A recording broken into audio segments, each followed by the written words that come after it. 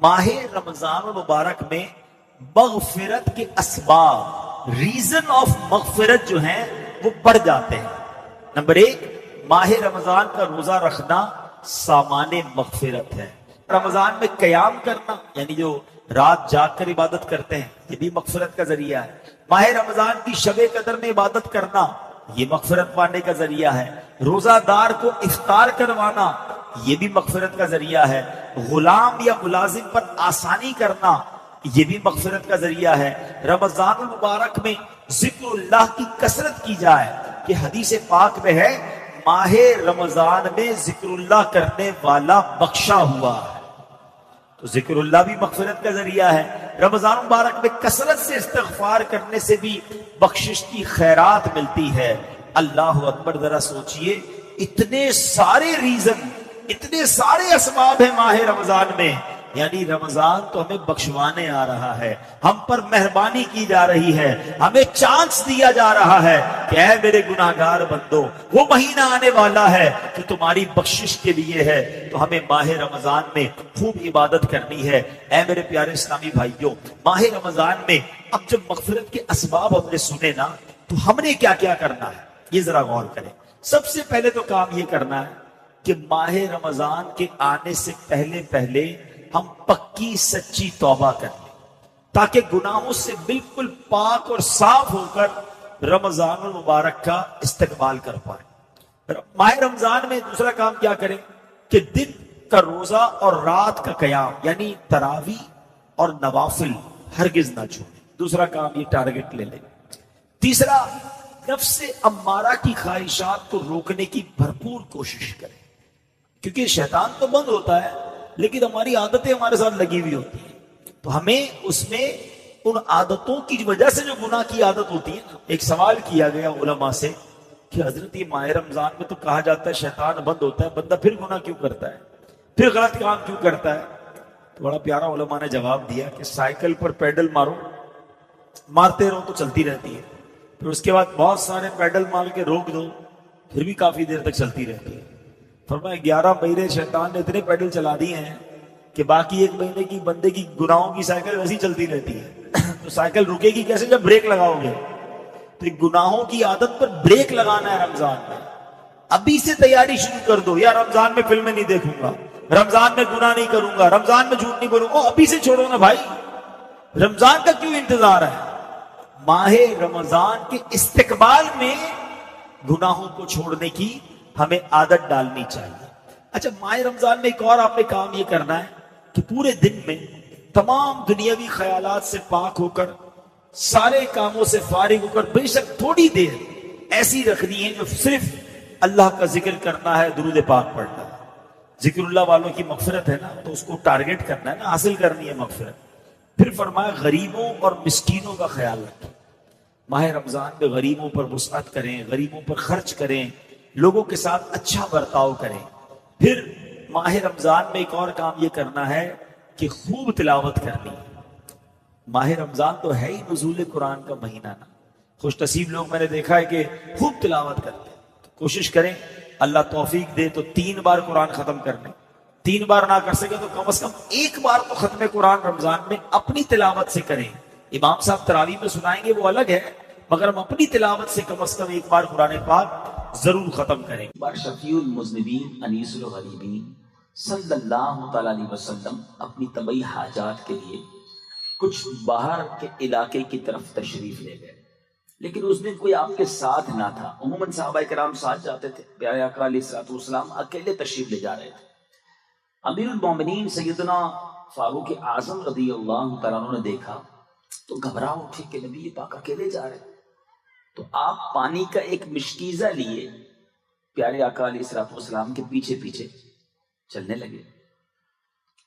اب دیکھا کہ نبی پاک علیہ الصلوۃ والسلام ایک چھپڑ کے نیچے بارگاہ الہی میں سجدہ ریز ہیں۔ فاروق اعظم رضی اللہ تعالیٰ عنہ تھوڑا دور کھڑے ہو گئے کہ میں دیکھتا ہوں کتنی دیر میں فارغ ہوتے ہیں سجدے سے، پھر کچھ کلام کروں گا۔ اب دیکھا کہ نبی پاک علیہ الصلوۃ والسلام نے طویل سجدہ کیا، اور جب سر اٹھایا تو فاروق اعظم رضی اللہ تعالیٰ عنہ کو دیکھا، اور اب میرے آقا علیہ الصلوۃ والسلام نے جو ارشاد فرمایا، کمال کا فرمان، میرے آقا فرماتے ہیں اے عمر تم نے اچھا کیا جو مجھے سجدے میں دیکھ کر پیچھے ہٹ گئے، بے شک ابھی جبریل امین میرے پاس آئے اور عرض کرنے لگے یا رسول اللہ صلی اللہ تعالی علیہ وآلہ وسلم، آپ کا جو بھی امتی آپ پر ایک بار درود شریف پڑھے گا اللہ عز و جل اس پر 10 بار رحمت نازل فرمائے گا اور اس کے 10 درجات بلند فرمائے گا۔ یعنی نبی پاک کو سجدے کے اندر یہ بشارت سنائی گئی کہ آپ کا کوئی بھی امتی آپ پر ایک بار درود پڑھے اس پر 10 رحمتیں نازل ہوں گی۔ میرے میٹھے اور پیارے اسلامی بھائیوں، مدنی چینل کے ناظرین، آج دنیا میں کون ہے جو یہ نہیں چاہتا کہ اللہ کی رحمتیں میرے ساتھ ہوں؟ آپ میں سے کئی بیمار ہوں گے، قرض دار ہوں گے، پریشان ہوں گے، مصیبت زدہ ہوں گے، مجھے بتاؤ ایک رحمت اللہ کی مل جائے تو مشکلیں آسان ہو جائیں۔ درود پڑھنے پر 10 رحمتیں ملتی ہیں۔ گویا اگر کوئی یہ چاہتا ہے کہ صبح و شام مجھ پر رحمتوں کی برسات ہوتی رہے تو میرے میٹھے اسلامی بھائیوں وہ صبح و شام درود پاک پڑھتا رہے، اس پر رحمتیں برستی رہیں گی۔ آپ گھر سے نکلے درود پڑھنا شروع ہو جائیں۔ بہت سارے ایسے ہوں گے جو جاب کرتے ہوں گے، موٹر سائیکل پر، گاڑی پر، بس میں، جو گھر سے آفس کا راستہ ہے، اگر اس راستے میں درود پڑھتے رہیں، ذرا سوچئے رحمتیں ساتھ ہیں۔ آفس پر پہنچ گئے، کاروبار کی جگہ پر پہنچ گئے، درود پڑھتے رہیں، جب جب موقع ملے رحمتیں برستی رہیں گی۔ انشاءاللہ بیماریاں بھی دور ہوں گی، روزی میں بھی برکت ہو جائے گی، اور اللہ نے چاہا ڈھیروں نیکیاں بھی ہاتھ آئیں گی۔ میں بھی نیت کرتا ہوں، آپ بھی نیت کر لیں کہ اب انشاءاللہ روزانہ کثرت کے ساتھ درود پاک پڑھیں گے۔ زبان ذکر و درود سے تر رہے، اس سے اچھی کیا بات ہوگی؟ تو خدا را اپنی زبان کو ذکر و درود سے تر رکھیں، فضول باتوں سے بچائیں۔ میں چوٹ کرنے کے لیے ایک بات کہتا ہوں، چوٹ کرنے کے لیے اگر آج یہ اعلان کر دیا جائے، اسکیمیں نکلتی رہتی نا، نئے نئے پروگرام، نئے نئے پروجیکٹ آتے ہیں، ایک اسکیم لانچ ہو جائے، جو جتنے درود پڑھے گا اتنے روپے اس کو ملیں گے۔ اب آپ بتائیں کتنے درود پڑھیں گے؟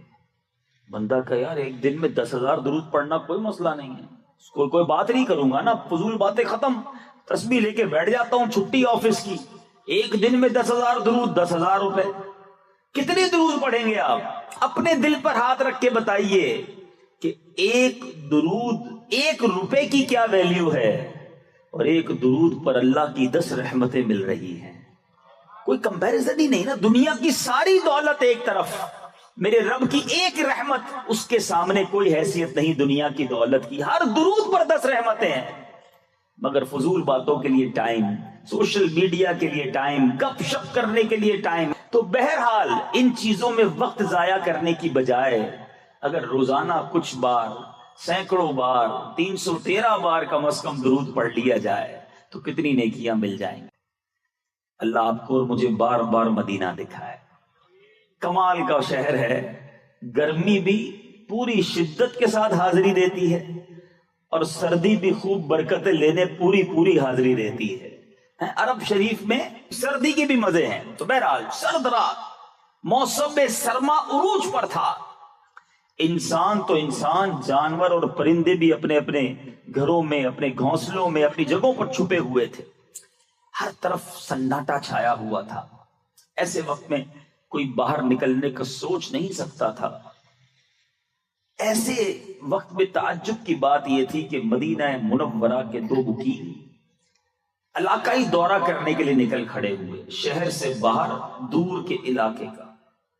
حلیے سے، لباس میں کوئی ایسا خاص فرق دونوں میں نظر نہیں آ رہا تھا کہ کون امیر ہے کون غریب ہے، دونوں ایک جیسے ہی حلیے میں نظر آ رہے تھے، لیکن تھا ان میں سے ایک آقا، دوسرا غلام۔ مگر آقا اور غلام میں نہ لباس میں فرق، نہ جناب کوئی انداز میں فرق، دونوں ایک ساتھ چلتے ہوئے جا رہے تھے۔ اب مدینہ منورہ کی گلیوں کا مشاہدہ کرتے کرتے یہ دونوں 3 میل دور مشرق میں حرہ واقم تک نکل آئے۔ حرہ واقم یہ علاقہ ہے، وہاں چلے گئے۔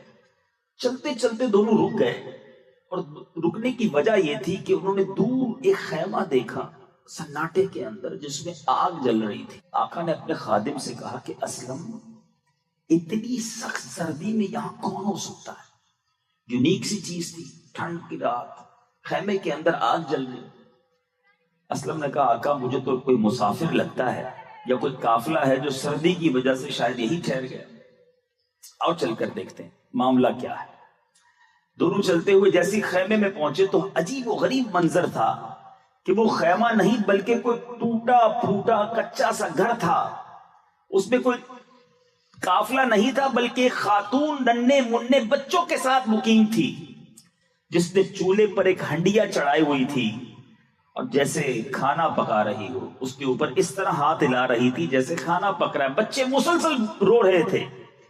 غالباً بچوں کو بہت بھوک لگی تھی. آقا نے سلام کیا تو خاتون نے جواب توجہ سے نہ دیا، بغیر توجہ کیے سلام کا جواب دیا. آقا نے گھر میں داخل ہونے کی اجازت مانگی. کیا میں اندر آ سکتا ہوں؟ خاتون نے کہا اگر خیر کا ارادہ ہے تو آ جاؤ ورنہ پھر کوئی ضرورت نہیں ہے. غالباً وہ بہت دکھی تھی، بے رخی سے جواب دے رہی تھی. زمانے کی ستائی ہوئی خاتون تھی. اس نے خاتون سے استفسار کیا کہ اے خاتون یہ بچے کیوں رو رہے ہیں؟ تو خاتون نے کہا میں مدینہ منورہ کی رہائشی ہوں، بچوں کو شدید بھوک لگی ہے، یہ اسی وجہ سے رو رہے ہیں. آقا نے کہا ہنڈیا میں کیا ہے، کیا پکا رہی ہے؟ خاتون کہتی ہے میں نے بچوں کے دل بہلانے کے لیے آگ پر ہنڈیا تو رکھ دی ہے مگر صرف پانی ہے، میرے پاس کچھ نہیں ہے پکانے کو.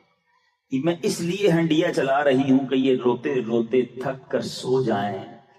آج بھی بھوکے سونا ہے، کئی دنوں کا فاقہ ہے. میں غریب خاتون ہوں، میرے پاس اخراجات نہیں کہ اپنے بچوں کو کھلا سکوں. لیکن امیر المومنین کو ہماری کوئی خبر نہیں. اس عورت نے اس آقا سے شکوہ کیا کہ میں اتنی تکلیف میں ہوں مگر ہمارے امیر المومنین کو کوئی خبر نہیں. ہم ان کے محکوم ہیں، ان کی رعایا ہیں، ان کا حق بنتا ہے کہ ہمارا خیال کریں.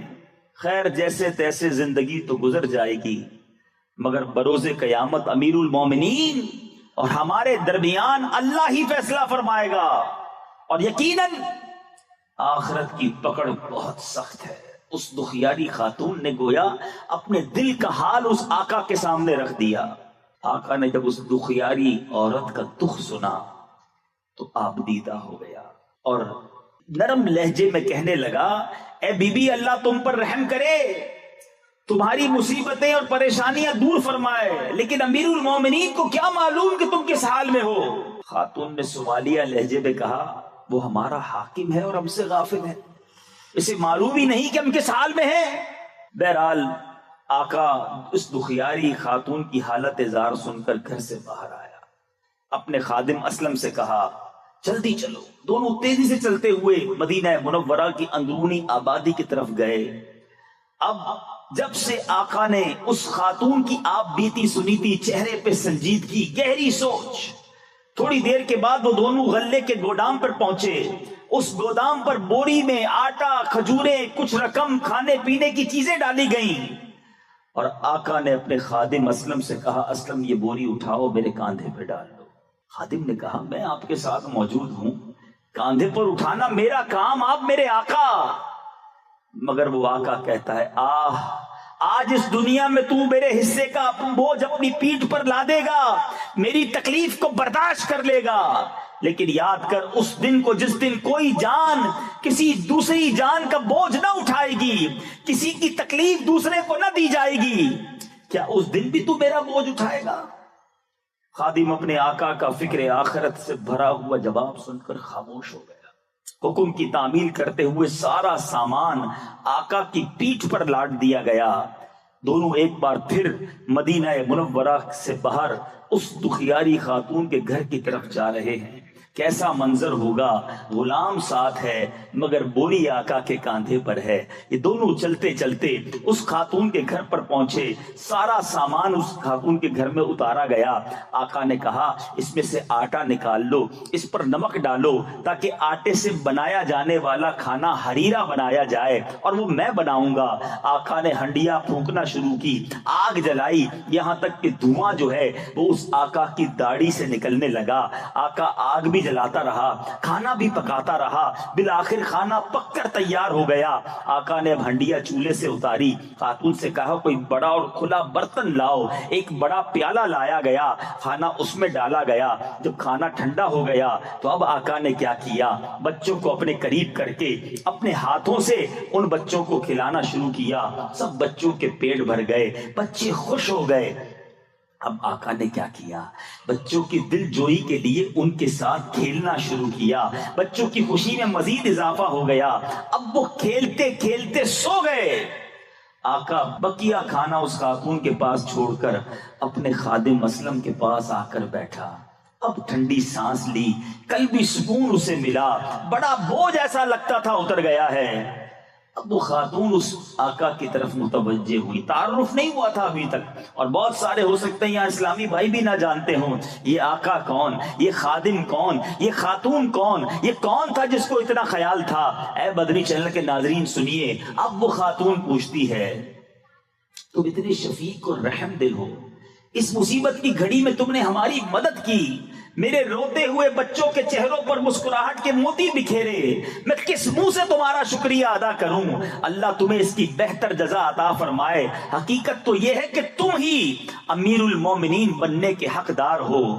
اسلم دیکھ رہا تھا کہ اب اس خاتون کے لہجے میں واضح فرق آ گیا ہے اور وہ دل سے بہت خوش دکھائی دے رہی ہے۔ اس آقا کی جگہ کوئی اور ہوتا خوشی سے پھولا نہ سماتا، لوگوں پہ جا کر سینہ چوڑا کر کے اپنا کارنامہ بیان کرتا، لیکن اس آقا نے ان تعریفی کلمات پر کوئی توجہ نہ دی اور کہا کہ اے بی بی جیسا تم کہہ رہی ہو ایسا بالکل نہیں، میں اور امیر المومنین بننے کا حقدار، یہ تو بڑی عجیب بات ہے۔ ہاں ایک بات ضرور ہے کہ اگر تم کبھی امیر المومنین کے دربار میں آؤ گی تو مجھے وہاں ضرور دیکھو گی۔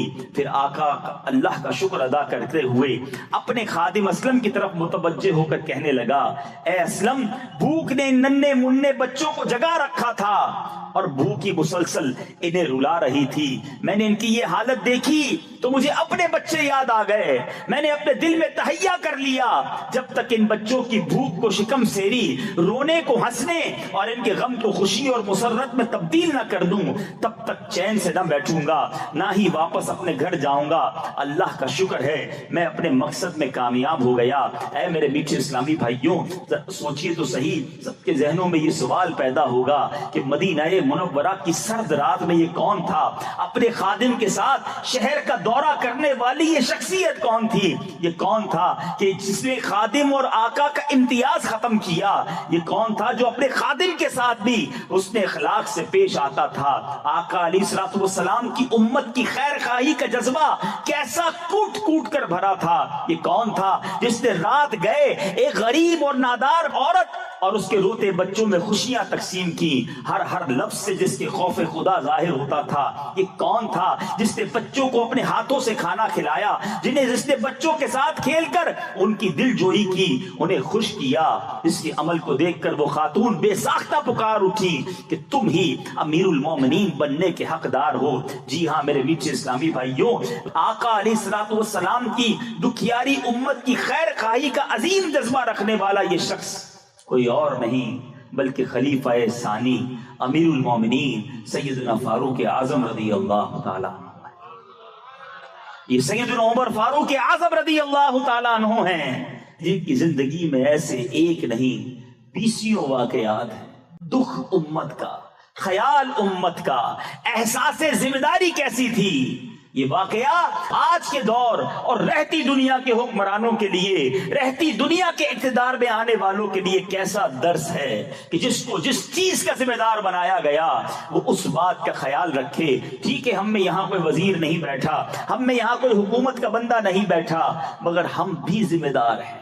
کسی کو محلے کی ذمہ داری ہوتی ہے، کسی کے پاس برادری کی ذمہ داری ہوتی ہے، کسی کے پاس گھر کی ذمہ داری ہوتی ہے، کوئی گھر میں بڑا بھائی ہوتا ہے، کوئی والد ہوتا ہے۔ ہر کسی کو اپنی رعایا کا خیال رکھنا چاہیے، ہر کسی کے پاس جو ذمہ داری ہے اس بات کا خیال رکھنا چاہیے۔ حضرت عمر رضی اللہ تعالیٰ عنہ امیر المومنین تو کیا بنے، انصاف کی ایسی مثال قائم کی، ذمہ داری کا احساس کیسا تھا۔ میرے میٹھے اسلامی بھائیوں، ایک بار امیر المومنین مولا مشکل کشا کرم اللہ تعالی وجہ کریم کیا فرماتے ہیں کہ میں نے امیر المومنین حضرت عمر فاروق رضی اللہ تعالیٰ عنہ کو دیکھا کہ اونٹ پر سوار ہو کر بڑی تیزی سے کہیں جا رہے تھے. میں نے کہا یا امیر المومنین کہاں تشریف لے جا رہے ہیں؟ جواب دیا صدقے کا ایک اونٹ بھاگ گیا ہے، اس کی تلاش میں جا رہا ہوں. اگر دریائے فرات کے کنارے پر بکری کا ایک بچہ بھی مر گیا تو بروز قیامت عمر سے اس کے بارے میں پوچھ گچھ ہوگی. یہ تھا احساس ذمہ داری. آج لوگ دوسروں کا مال ہڑپ کر جاتے ہیں، آج دوسروں پر ظلم کرتے ہیں، کسی کی زمین پر قبضہ کر لیتے ہیں. انہیں یہ احساس نہیں کہ مرنے کے بعد کیسے جواب دیں گے. وہ امیر المومنین ہیں، پوری رعایا کا خیال ہے کہیں کسی کے ساتھ نا انصافی نہ ہو جائے. اللہ غنی، اتنا بڑا مرتبہ ہونے کے باوجود خوف خدا کا عالم کیا ہے، فکر آخرت کا عالم کیا ہے، اپنے آپ سے احتساب کرنے کا عالم کیا ہے. حضرت سیدنا حسن بصری رحمت اللہ تعالی علیہ فرماتے ہیں کہ حضرت سیدنا عمر بن خطاب رضی اللہ تعالیٰ عنہ بسا اوقات آگ کے قریب ہاتھ لے جاتے، پھر اپنے آپ سے سوال کرتے. ہم بھی تو روزانہ آگ دیکھتے ہیں نا، مگر انداز دیکھیں، آگ کے قریب ہاتھ لے جا کر اپنے آپ سے سوال کرتے، اے خطاب کے بیٹے، کیا تجھ میں یہ آگ برداشت کرنے کی طاقت ہے؟ سوچو احتساب کا انداز کیا تھا، آخرت کی یاد کرنے کا انداز کیا تھا. آپ کا ایک انداز یہ بھی کتابوں میں لکھا کہ آپ روزانہ اپنے آپ کو ایک درہ مارتے، درہ کہتے کوڑے کو، اپنے آپ کو مار کر کہتے کہ بتا تو نے آج یہ عمل کیوں کیا. مرنے کے بعد جب آپ کو لوگوں نے غسل دیا ان کی چیخیں نکلی کیونکہ آپ کے بدن پر جا بجا دروں کے نشانات تھے. اتنا فکر آخرت، اتنا خوف خدا. حضرت سیدنا فاروق اعظم رضی اللہ عنہ فرمایا کرتے جہنم کو کثرت سے یاد کرو کیونکہ اس کی گرمی نہایت سخت اور گہرائی بہت زیادہ ہے، اور اس کے ہتھوڑے لوہے کے ہیں جن سے مجرموں کو مارا جائے گا. اے میرے میٹھے اور پیارے اسلامی بھائیوں، کس قدر خوف خدا میں روتے تھے. آپ کے بارے میں آتا ہے کہ آپ اتنے آنسو بہاتے کہ رونے کی وجہ سے آپ کے چہرے پر 2 سیاہ لکیریں بن گئی تھی. اور آج ہم ہیں، وہ گناہگار نہیں، وہ جنتی ہیں، وہ نبی پاک علیہ الصلوۃ والسلام سے جنت کی بشارت سن چکے ہیں. مرتبہ اتنا عرفہ و اعلیٰ ہے. ارے ایک ہی حدیث آپ کے فضیلت کے لیے کافی ہے کہ سرور کائنات علیہ الصلوۃ والسلام فرمائیں میرے بعد کوئی نبی ہوتا تو عمر ہوتا. اتنا بڑا مرتبہ، یقیناً نبوت کا دروازہ بند، میرے آقا خاتم النبیین ہیں، مگر کیسا مرتبہ، کیسا مقام کہ آقا فرماتے میرے بعد کوئی نبی ہوتا تو وہ عمر ہوتا. مگر عمر کیسا، آنسو بہانے والے، گریہ وزاری کرنے والے. آپ کے بیٹے کہتے ہیں میں اور آپ بھی نماز پڑھتے ہیں. پہلے تو افسوس یہ ہے کہ بڑی تعداد میں مسلمان نماز بھی نہیں پڑھتے، مگر حضرت عمر کی نماز کیسی تھی، خوف خدا کا عالم کیا تھا.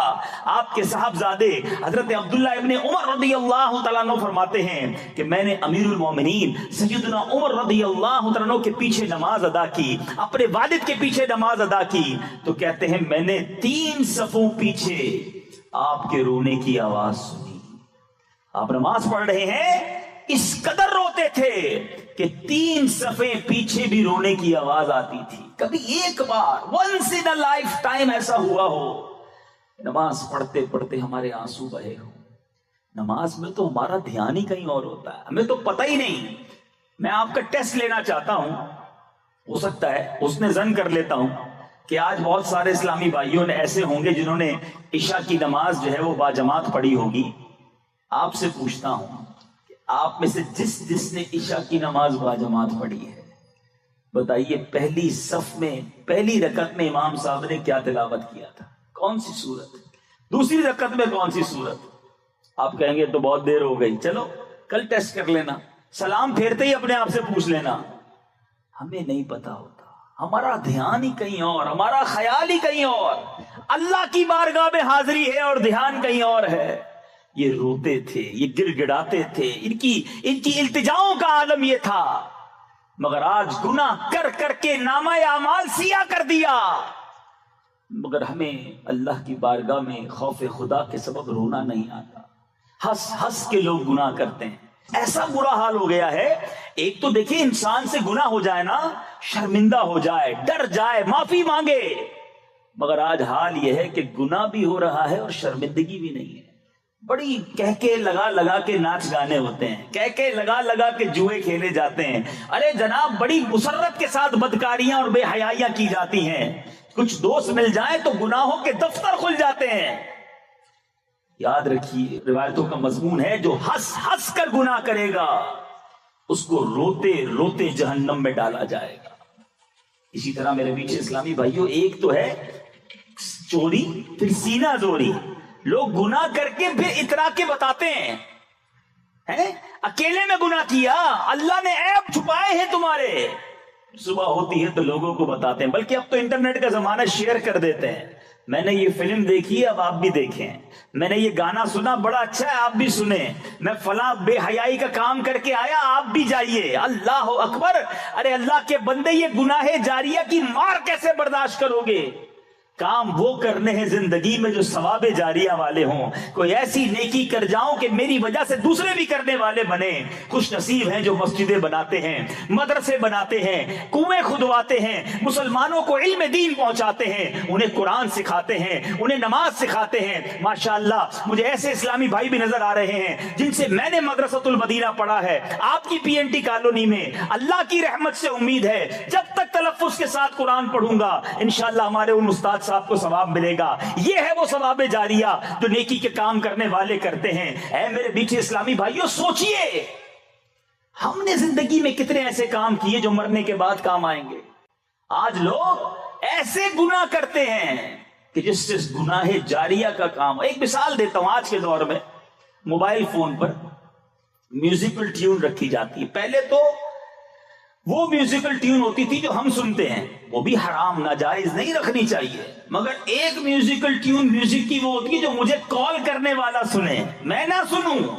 جو مجھے کال کرے وہ بھی گانے سنے، چاہے اس کو سننے کے نہیں سننے. اللہ کے بندو، اتنا گناہ کمانے کا شوق ہے، تم فون نہ بھی اٹھاؤ وہ تمہاری وجہ سے میوزک سنے گا. اس کا گناہ کس کو ہوگا؟ اس کا جواب کیسے دو گے؟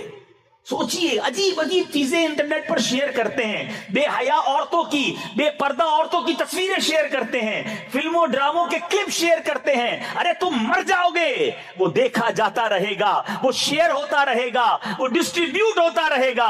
اللہ کی بارگاہ میں کیسے جواب دو گے؟ اگر قبر میں ہتھوڑے پڑنے لگے، قبر میں کیڑے مکوڑے آ گئے تمہارے ان گناہ جاریہ کے سبب، تو کیا کرو گے؟ ارے مرنے سے پہلے کچھ ایسا کام کر جاؤ، میں رہوں نہ رہوں مجھے قبر میں ثواب کے تحفے پہنچتے رہے ہیں. کچھ نمازی بنا جاؤں، کچھ حافظ قرآن بنا جاؤں، کچھ علماء بنا جاؤں، کچھ خود سیکھ کر دوسروں کو سکھا جاؤں. اللہ نے رقم دی، پیسہ دیا، تو راہ خدا میں ایسا خرچہ کر جاؤں کہ میرے مرنے کے بعد مجھے ثواب کے تحفے پہنچتے رہے. مگر آج کس کو فکر ہے؟ حضرت عمر رضی اللہ تعالیٰ عنہ قطعی جنتی، مقام کیسا. آؤ فاروق اعظم رضی اللہ تعالیٰ عنہ کا ذرا تعارف سنو اور ایمان تازہ کرو. اللہ کریم نے مرتبہ کیسا دیا. آپ خلیفہ دوم ہیں، جانشین پیغمبر ہیں، وزیر نبی اطہر ہیں. حضرت عمر، آپ کا نام کنیت ابو حفص اور لقب فاروق اعظم ہے. ایک روایت میں ہے 39 مردوں کے بعد آپ ایمان لائے. 39 مردوں کے بعد آپ ایمان لائے اور آپ 40 کا عدد پورا کرنے والے. سبحان اللہ. ٹھیک ہے. اور اعلان نبوت کے 6 سال ایمان لایا. صحابہ کرام کو بڑی ہمت آ گئی. میرے آقا علیہ الصلوۃ والسلام نے حضرت عمر کے ایمان کے لیے دعا کی. آپ جب ایمان نہیں لائے تھے نا، ان کے ایمان لانے کے لیے دعا کی. آپ مراد رسول ہیں. بڑا ظلم، بڑا ستم تھا اس وقت. مسلمان چھپ چھپ کر نماز پڑھتے تھے. حضرت عمر ایمان تو کیا لائے، مسلمانوں کا سینہ چوڑا ہو گیا. عاشقوں کا امام اہل سنت لکھتے ہیں نا، ناریوں کا دور تھا، دل جل رہا تھا نور کا. ناری کہتے ہیں جہنمی، وہ لوگ جو تکلیف پہنچانے والے، اسلام دشمن. ناریوں کا دور تھا، دل جل رہا تھا نور کا. تم کو دیکھا ہو گیا ٹھنڈا کلیجہ نور کا.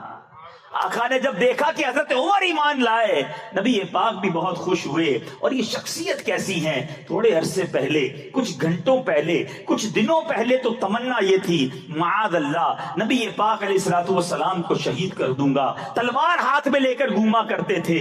جیسے ہی ایمان لائے، دیکھیے میرے آقا کی ذات کیسی ہے. دنیا میں ایسا کوئی شخصیت، کوئی ایسی مثال نہیں ملتی کہ جس کو مارنے کے لیے، جس کی جان لینے کوئی آتا ہو اور ان کا دیدار کر کے ان کے قدموں پر جان دینے والا بن جاتا. نبی پاک کے ساتھ کئی بار ایسا ہوا کہ لوگ گرفتار کرنے آتے تھے، مگر جلوہ جانا دیکھتے تھے، آقا کے عشق میں گرفتار ہو جاتے تھے.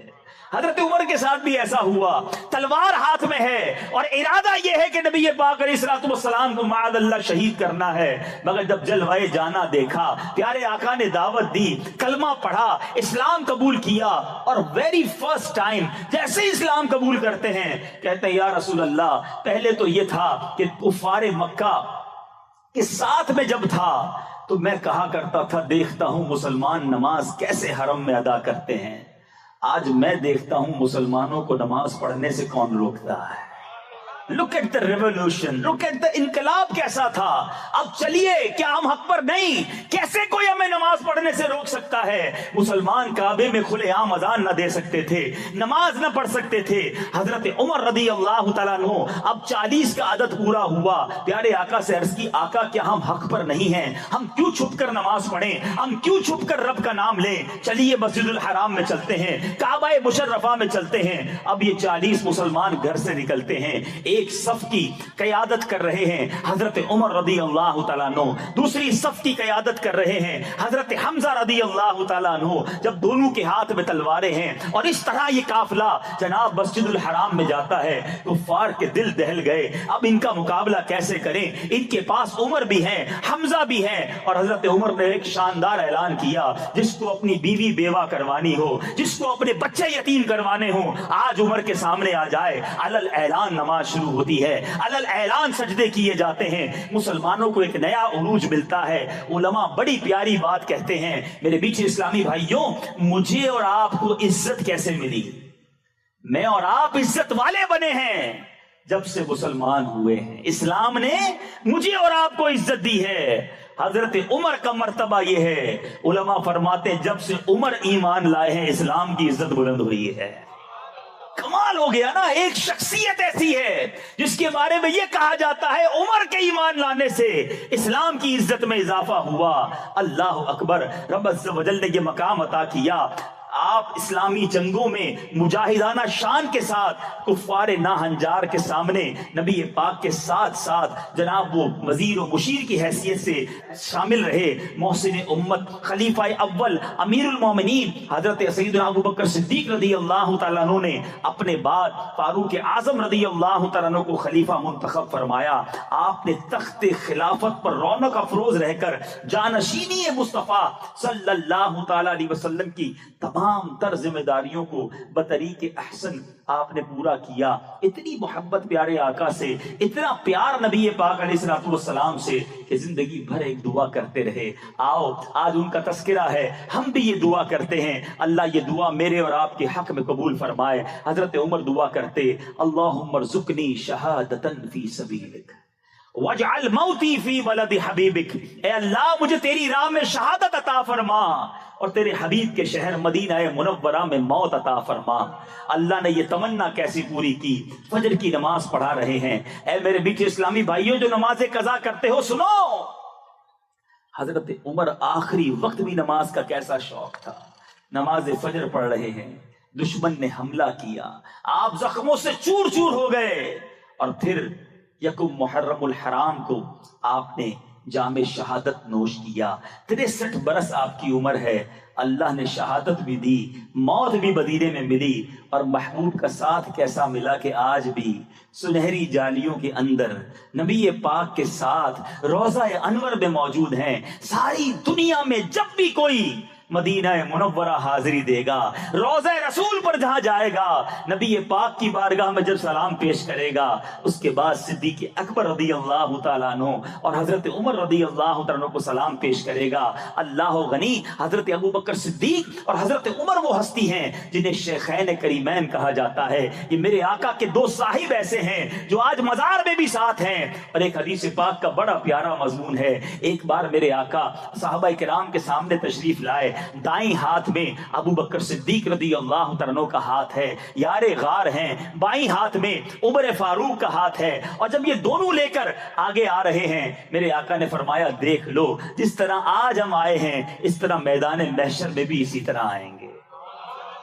کیا کمال ہے، کیا ہستی ہے، کیا مرتبہ ہے، سبحان اللہ سبحان اللہ۔ اے میرے بیچے اسلامی بھائیوں، ان مبارک مزارات کے بارے میں سبحان اللہ اعلیٰ حضرت کتنی پیاری بات فرماتے ہیں، فرماتے ہیں محبوب رب عرش ہے اس سبز میں۔ روضہ انور کا منظر ذرا سوچو، میرے آقا ہیں گنبد خضرا کے مکین، فاروق اعظم ہیں، صدیق اکبر موجود ہیں، پہلے پیارے آقا کے پہلو میں سیدنا ابو بکر صدیق کا مزار، سیدنا ابو بکر صدیق کے پہلو میں فاروق اعظم رضی اللہ تعالیٰ عنہ کا مزار۔ اور ایک اور ایمان افروز بات بتاؤں کہ ایک اور ہستی ہے جو دنیا میں آنے والی ہے، جن کا مزار سنہری جالیوں کے پیچھے بنے گا، گنبد خضرا کے نیچے وہ بھی دفن ہوں گے، اور وہ حضرت عیسیٰ علیہ السلام ہیں۔ جب قیامت سے پہلے وہ تشریف لائیں گے، جتنا عرصہ دنیا میں گزاریں گے، جب وہ دنیا سے پردہ فرمائیں گے تو نبی پاک کے ساتھ روضہ انور کے اندر ہوں گے۔ اب ذرا سوچئے، اعلیٰ حضرت کہتے ہیں بتاؤں اس گنبد کے نیچے کیا ہے؟ فرماتے محبوب رب عرش ہے، عرش والے مالک کا محبوب، وہ کہاں ہے؟ اس سبز قبہ میں۔ محبوب رب عرش ہیں اس سبز پہلو میں، جلوہ گاہ عتیق و عمر کی ہے۔ عتیق لقب حضرت ابو بکر صدیق کا، حضرت عمر اور حضرت ابو بکر صدیق کی طرف اشارہ ہے۔ سنو، محبوب رب عرش ہیں اس سبز پہلو میں، جلوہ گاہ عتیق و عمر کی ہے، سادین کا کران ہے، پہلو ماہ میں جھرمٹ کیے ہیں تارے، تجلی کمر کی ہے۔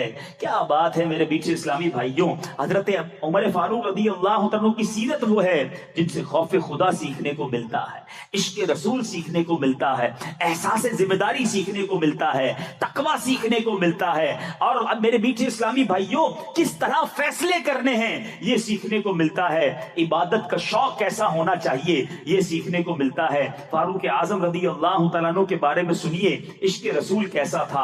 ایک بار نبی پاک علیہ السلام کی بارگاہ میں حاضر ہوئے، کوئی غریب اگر مجھے سن رہا ہے، کوئی پریشان مجھے سن رہا ہے، کوئی چھوٹے سے گھر میں رہنے والا مجھے سن رہا ہے، کوئی کرائے کے گھر میں رہنے والا سن رہا ہے، جس کی تنخواہ تھوڑی ہے، گزارا مشکل سے ہوتا ہے، وہ سن رہا ہے، سنو، میں کسی اور کی بات نہیں کر رہا، مالک کے جنت کی بات کر رہا ہوں، اس آقا کی بات کر رہا ہوں جو رب کے حبیب ہیں۔ ان کا مرتبہ کیا ہے پوچھو میرے امام سے، کہتے ہیں فرش والے تیری شوکت کا علوم کیا جانے، آقا ہم فرش والے تیری شوکت کا علوم کیا جانے، خسروا عرش پہ اڑتا ہے پھریرا تیرا، اس آقا کی بات کر رہا ہوں۔ فاروق اعظم نبی پاک کے آشانے میں تشریف لے گئے، آقا آرام کر رہے ہیں، پیارے آقا نے جو آرام کیا تھا نا، جس چٹائی پر آرام کر رہے تھے اس پر کوئی کپڑا نہ بچھا ہوا تھا، آپ کے سر مبارک کے نیچے چمڑے کا ایک تکیہ تھا جس میں کھجور کی چھال بھری ہوئی تھی، آقا علیہ السلام کے مقدس قدموں کی طرف سلم درختوں کے پتوں کا ڈھیر پڑا ہوا تھا، سر اقدس کے پاس چمڑا لٹک رہا تھا، آقا کھڑے ہوئے تو آپ کے جسم اقدس پر چٹائی کے نشان تھے، یہ دیکھ کر فاروق اعظم رونے لگے، زار و کتار رو کر عرض کرتے ہیں یا رسول اللہ صلی اللہ تعالی علیہ وسلم، جب میرے آقا نے دیکھا کہ عمر رو رہے ہیں، کہا عمر کیوں رو رہے ہو، کیا بات ہے؟ عرض کرتے آقا کیسر و کسرا کے بادشاہ دنیاوی آسائشیں اٹھائیں، بڑے بڑے محل ہیں، ان کے بیڈ رومز ہیں، غلام ہیں، ان کے پاس آسانیاں ہیں، آپ رب کے حبیب ہیں اور چٹائی پر سو رہے ہیں، آپ کے جسم پر نشانات ہیں، آقا لگزری نام کی کوئی چیز نہیں آپ کے پاس۔ نبی پاک علیہ السلام فرماتے ہیں اے عمر کیا تم اس بات پر راضی نہیں کہ ان کے لیے دنیا کی عارضی نعمتیں ہوں اور تمہارے لیے آخرت کی ابدی نعمتیں ہوں؟ اے میرے میٹھے اسلامی بھائیوں، اس واقعے سے دو باتیں سیکھنے کو مل رہی ہیں۔ حضرت عمر کو کو نبی پاک سے پیار کتنا، آقا کی تکلیف دیکھی تو زہروں کے تار رونے لگے۔ اور دوسری بات سبحان اللہ، نبی پاک نے شاندار لیسن دیا ہے، سبق دیا ہے کہ میرے آقا نے بھی زندگی کیسی گزاری۔ شعر تو بڑے غور سے سنتے ہیں، جھوم کر پڑھتے ہیں کہ ہے چٹائی کا بچھونا، کبھی خاک ہی پہ سونا، کبھی ہاتھ کا سرہانا، مدنی مدینے والے تیری سادگی پہ لاکھوں، تیری عاجزی پہ لاکھوں، ہو سلام عاجزانہ مدنی مدینے والے۔ مگر آقا کی ان باتوں پر غور کیوں نہیں کرتے کہ نبی پاک فرماتے ہیں ہمارے لیے اخروی نعمتیں ہیں، جو غریب ہو، جو مسکین ہو، جو پریشان ہو، اگر وہ صبر کرے تو مالداروں سے کئی سو سال پہلے جنت میں داخل ہو جائے گا، اللہ ابدی نعمتیں اسے عطا فرمائے گا۔ میں کل ہی ایک روایت پڑھ رہا تھا، احیاء العلوم میں امام غزالی نے لکھا، کوئی شخص بازار جائے، بہت بار ایسا ہوتا ہے بازار جاتے ہیں، کوئی چیز دیکھتے ہیں پسند بھی آتی ہے، خرید نہیں سکتے، واپس آ جاتے ہیں۔ کہا فرمایا بازار جائے اور بازار جا کر وہ اس چیز کو خرید نہ سکے اور حسرت کے ساتھ واپس آ جائے، اللہ تبارک و تعالیٰ 1000 سال کی عبادت کا ثواب عطا فرماتا ہے۔ صبر کرنا ہے۔ ایک بار حضرت عمر رضی اللہ تعالیٰ عنہ نے نبی پاک سے اجازت مانگی کہ میں عمرے پر جانا چاہتا ہوں۔ پیارے آقا سے، پیارے آقا علیہ الصلوۃ والسلام نے اجازت دیتے ہوئے ارشاد فرمایا، اے میرے بھائی ہمیں اپنی دعا میں نہ بھول جانا۔ کونین کے والی نبی پاک اپنے صحابی سے کہہ رہے ہیں کہ میرے لیے دعا کرنا۔ بعض روایات میں یوں بھی آیا کہ اے میرے بھائی اپنی دعا میں ہمیں بھی شامل رکھنا۔ امیر المومنین فاروق اعظم فرماتے ہیں جہاں کی تمام تر نعمتوں سے بڑھ کر میرے لیے یہ نعمت تھی کہ میرے آقا نے مجھے اے میرے بھائی کہہ کر پکارا، نبی پاک نے مجھے یہ لقب عطا کر دیا، اور مجھے کیا چاہیے۔ سبحان اللہ۔ ایک بار میرے میٹھے اسلامی بھائیوں، پیارے آقا علیہ الصلوۃ والسلام کی ایک اور حدیث سنیے اور ایمان تازہ کیجئے کہ نبی پاک علیہ الصلوۃ والسلام حضرت عمر کے بارے میں کیا فرماتے ہیں۔ سبحان اللہ، ساری دنیا نبی پاک کے فضائل بیان کرے، اس ہستی کا عالم کیا ہوگا جس کی فضیلت میں حدیث پاک مل جائے۔ آقا فرماتے آسمان کے تمام فرشتے حضرت عمر کی عزت کرتے ہیں اور زمین کا ہر شیطان ان کے خوف سے لرزتا ہے۔ ایک اور جگہ میرے آقا فرماتے ہیں حضرت عمر رضی اللہ تعالیٰ عنہ اہل جنت کے چراغ ہیں۔ ایک اور جگہ سرور کائنات علیہ الصلوۃ والسلام نے فرمایا اللہ عز و جل کی رضا حضرت عمر کی رضا ہے اور حضرت عمر کی رضا اللہ عز و جل کی رضا ہے۔ سبحان اللہ۔ اس قدر باتیں ہیں، اس قدر چیزیں ہیں کہ ایمان تازہ ہو جائے کہ کیسے کیسے کرامت اور فضائل رب نے عطا فرمائے۔ اہل مصر کرامتیں کیسی، ایک کرامت سنیے، ایمان تازہ کیجئے۔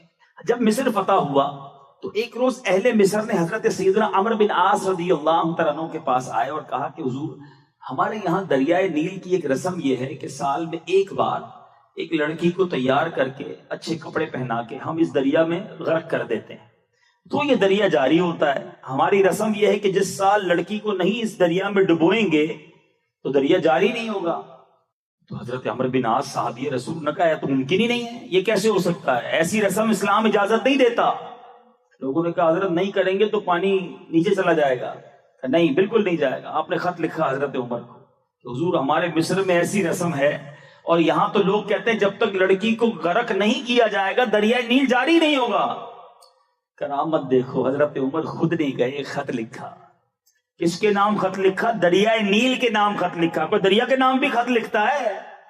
مگر چاہیں تو اشاروں سے اپنے کایا ہی پلٹ دیں دنیا کی، چاہیں تو اشاروں سے اپنے کایا ہی پلٹ دے دنیا کی، یہ شان ہے ان کے غلاموں کی، سرکار کا عالم کیا ہوگا جس وقت خدمت میں ان کی بو بکر عمر عثمان و علی، اس وقت رسول اکرم کے دربار کا عالم کیا ہوگا۔ ذرا سوچئے، حضرت عمر نے خط لکھا دریائے نیل کے نام، حضرت عمرو بن عاص کو بھیجا۔ اس خط میں کیا لکھا تھا کہ اے دریائے نیل، اگر تو اللہ کے حکم سے چلتا ہے تو جاری ہو جا، اور اگر اللہ کے حکم سے نہیں چلتا تو پھر ہمیں تمہاری کوئی پرواہ نہیں۔